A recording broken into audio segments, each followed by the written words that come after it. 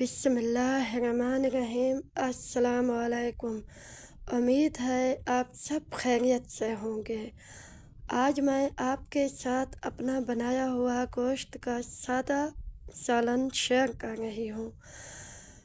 آج بہت زیادہ سردی ہے اور ایسے موسم میں گرم سالن دل کو بہت اچھا لگتا ہے۔ سب سے پہلے میں نے ایک پتیلی لی، اس میں تیل ڈالا اور تیل کو اچھی طرح گرم کیا۔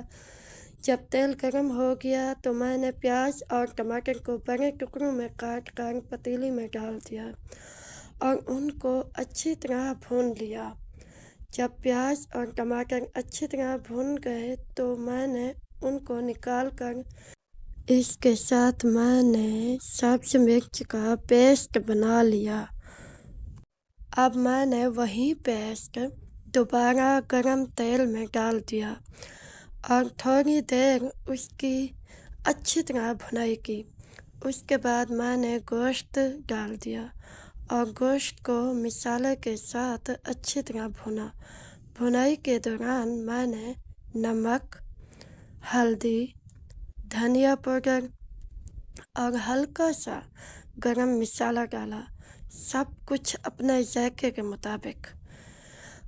اب میں نے دہی کو اچھی طرح پھینک لیا تاکہ اس میں کوئی گٹھلی نہ رہے اور وہ دہی میں نے گوشت میں ڈال دیا۔ دہی ڈالنے کے بعد میں نے گوشت کو دوبارہ اچھی طرح بھون لیا اور پھر میں نے ڈھکن لگا کر تھوڑی دیر پکنے دیا۔ جب میں نے ڈھکن اٹھایا تو مسالہ تیل چھوڑ چکا تھا۔ ماشاءاللہ میرا گوشت کا سالن بالکل تیار ہو گیا تھا، خوشبودار اور بہت مزے کا تھا۔ اسی دوران میں نے بچوں کے لیے فنگر چپس بنانے لگی۔ بچوں کے لیے الگ، بڑوں کے لیے الگ کھانا بنایا۔ بس یہی تو گھر کی خوشی ہوتی ہے۔